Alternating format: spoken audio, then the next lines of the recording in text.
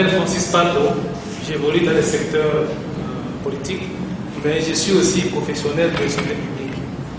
En fait, même si je n'ai pas suivi l'intégralité de votre exposé depuis le début, mais au moins ça me semble une actualité très pertinente. Et ce qui me préoccupe, c'est de savoir dans quelle approche se situe votre structure. Parce qu'en fait, en matière d'accessibilité des soins de santé, il y a deux approches qui sont actuellement utilisées.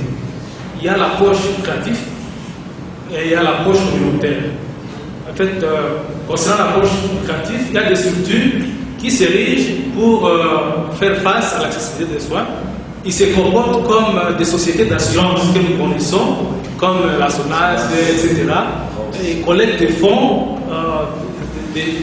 chez leur client ou les bénéficiaires et ils gèrent ces fonds. Et en cas de risque, c'est-à-dire quand les bénéficiaires tombent malades et leur famille, à ce moment-là, ils payent dans les structures de soins. Et l'approche communautaire, c'est qu'on implique la population et on ne se comporte pas de la façon dont se comportent les premiers. C'est que, en fait, il y a des cotisations qui doivent être payées, mais en tenant compte du pouvoir d'achat de la population et de tous les facteurs communautaires.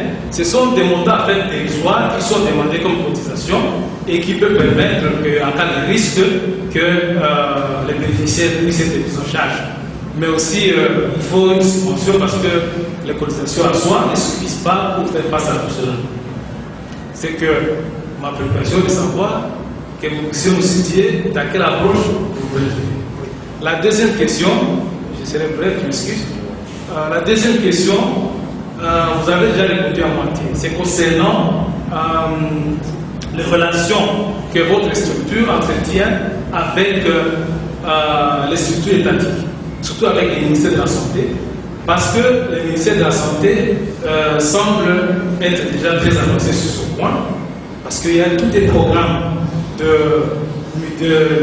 promotion des mutuelles de santé qui existe. Et ce programme, à ce que je sache, fonctionne. Mais nous savons comment ça fonctionne parce que ce programme semble ne pas aussi avoir des impacts sur justement la couverture sanitaire. Évidemment, si vous faites des tours à Kinshasa, on a quand même des structures qui fonctionnent, mais dans les provinces, c'est comme si c'est la gêne. Il y a des structures qui poussent comme des champignons mais qui ne sont pas encadrées. Et au lieu de poursuivre leurs objectifs, le plus souvent, soit tout le temps dans les récits de l'éducatif, ou bien à la fin, ils ne savent plus s'en sortir et ils tombent en faillite. Ça fait d'ailleurs l'objet d'un des articles. Pour te répondre d'emblée, moi je me situe dans l'approche communautaire, c'est-à-dire ce que tu appelles cette approche communautaire. Je ne défends pas l'idée d'une assurance, c'est-à-dire des sociétés d'assurance.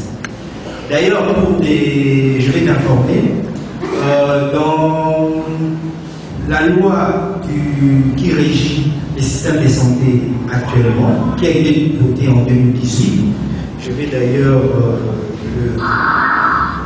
le passer, on prévoit en fait un fonds national de solidarité. C'est-à-dire, on va essayer de comment dirais-je, de regrouper toutes les recettes et toutes les assurances possibles.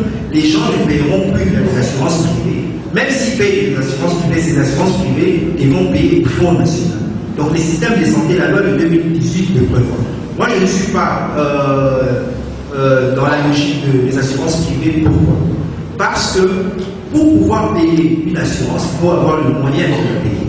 Tu ne vas pas demander à une dame qui a un capital de 20 $ ou de 30 $ de pouvoir payer une assurance à la SONAS. Ça sera impossible. Mais tu ne vas pas non plus demander à une dame, même si tu crées une mutualité, une mutualité qui est des AIDEC, des associations familiales, tu ne vas pas demander à cette dame-là de pouvoir payer. Dans mes propositions, je propose un système contributif et subventionné. Pourquoi contributif? Parce qu'il y a des gens qui travaillent. Malheureusement, les gens qui travaillent en RDC ne représentent que 30% de la population. Ceux-là vont payer, mais ils vont payer pas non pas dans les assurances, ils doivent payer dans un fonds social de solidarité, une entité étatique qui va prendre ces fonds pour qu'on ne puisse pas faire de l'assurantiel. Les gens en assurance, c'est du commerce. On ne va pas demander à une population qui n'a déjà pas accès aux soins de santé de pouvoir souscrire à des assurances dans des sociétés qui font du business. Le subventionner, c'est pourquoi j'ai parlé du coût. Quel représente le coût réel de l'assurance maladie pour un individu? Donc l'État doit prévoir ça. L'État doit subventionner ceux qui sont incapables de payer. Tu ne vas pas demander à une dame qui n'a pas d'argent de s'assurer, quel que soit. Laurel a bien parlé, à donner l'exemple que j'ai aimé. Quand quelqu'un se présente à l'hôpital, il s'est dit je n'ai que 1000 francs ou je n'ai que autant, je viens que pour ça. Autant que souscrire. Donc on va risque d'aller créer un système bancaire. Donc, pour qu'il y ait un système fiable, la couverture, c'est d'abord la responsabilité de l'État. Ce n'est pas une utopie, c'est possible. Il suffit d'adapter les budgets et de mettre les moyens nécessaires. On va peut-être pas couvrir tout le monde, mais on peut commencer à couvrir déjà les personnes les plus faibles. Les personnes les plus faibles, ce sont les enfants. Moi, dans mes propositions, il y a une proposition que j'ai faite, c'est que j'ai dit, moi, quand j'étais à l'école primaire, il y avait des cabinets médicaux au collège. C'est-à-dire, quand j'étais malade, on vérifiait même mon carnet des vaccins pour voir si j'avais eu le vaccin. Donc, pour dire qu'on peut déjà réhabiliter et faire des soins préventifs au niveau des écoles, déjà, pour les enfants. Ça, on peut investir déjà dans ça. Donc, pour dire que l'État a une part de responsabilité, et je ne me positionnerai pas par rapport au système assurantiel que les personnes doivent payer. Par rapport au programme national de mutualité, en 2015, j'ai participé à un projet sur la relance de la mutualité des policiers. Parce qu'il y a une mutualité des policiers. C'est en ce moment-là que j'ai découvert le programme national de mutualité en RDC. Effectivement, il y a un programme national de mutualité qui se trouve, le bureau se trouve dans les sites de l'ancienne clinique Limoise. Je ne sais pas s'ils ont déménagé, mais c'est là où j'ai eu à rencontrer même le responsable. Mais ce programme, c'est quoi? C'est aider les gens et former les personnes qui veulent créer des mutualités en RDC. Pour que, si quelqu'un crée sa mutualité, il puisse quand même bénéficier d'une formation, comment gérer ses fonds et comment éduquer la population. Ce programme-là est intéressant. Mais le problème, c'est que, moi, c'est que je trouve dommage par rapport à ça. On ne peut pas demander aux gens de s'assurer, même d'aller à ces mutuelles-là qui sont des associations. Si la personne n'a pas d'argent, tout le monde ne sait pas payer une mutualité de santé. Donc en soi, le programme de mutualité, le programme national de mutualité est intéressant pour la sensibilisation, c'est-à-dire la prise de conscience, c'est-à-dire les gens puissent savoir qu'il faut s'assurer, il faut payer peut-être un petit montant pour que le jour où je tombe malade, je ne puisse pas faire un paiement direct. Parce que la couverture sanitaire, cette protection, je vous ai parlé de boulanguette, il faut vraiment le prendre comme un boulanguette pour être chaud quand tu as froid. C'est-à-dire de ne pas pouvoir payer quelque chose qui va te ruiner. Donc, le programme national de mutualité a été créé vraiment pour permettre aux gens de créer des mutualités et que la population congolaise puisse intégrer la notion d'assurance. Parce que les mutualités qu'on ne veut pas, c'est des assurances maladie. Donc, mais c'est des assurances, des trucs sans but.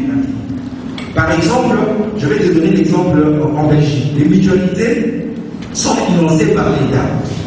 Mais ce qu'ils reçoivent comme financement, ils ne doivent pas faire de profit. Ils doivent juste rembourser le soin et ne jamais générer de profit.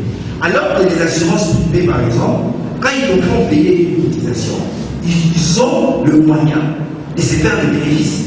Nous, moi là où je travaille, on ne fait pas de bénéfices. Donc l'État nous donne autant d'argent pour 1000 personnes, c'est pour s'occuper de ces 1000 personnes-là. Si on a des surplus par rapport à des actions qu'on fait, on doit les réinvestir dans la santé. La santé, c'est-à-dire la sensibilisation des gens. Donc moi, je ne peux pas être le seul qui défendent l'idée d'un système assurantiel en République démocratique du Congo.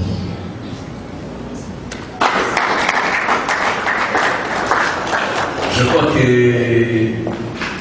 on est arrivé presque à la fin, dernière étape. Nous allons devoir d'abord donner juste le tout dernier mot à notre orateur principal.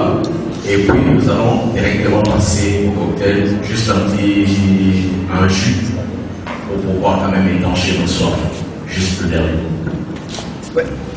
Toi, je vous remercie pour votre présence. Et j'aimerais en tout cas remercier ceux qui ont permis que cela puisse être possible. Donc, Laurel Sosoko, avec son association. J'espère qu'elle va continuer à sensibiliser les gens. Je donnerai les informations nécessaires pour que les gens puissent être au courant par rapport à ce qui se passe par rapport à la santé. J'aimerais également remercier mon partenaire qui est PM Kosiki. C'est la société qui a permis que je puisse être là aujourd'hui, qui s'est occupée de mon voyage et de mon séjour en République démocratique du Congo. Et je vous remercie vous tous pour votre présence.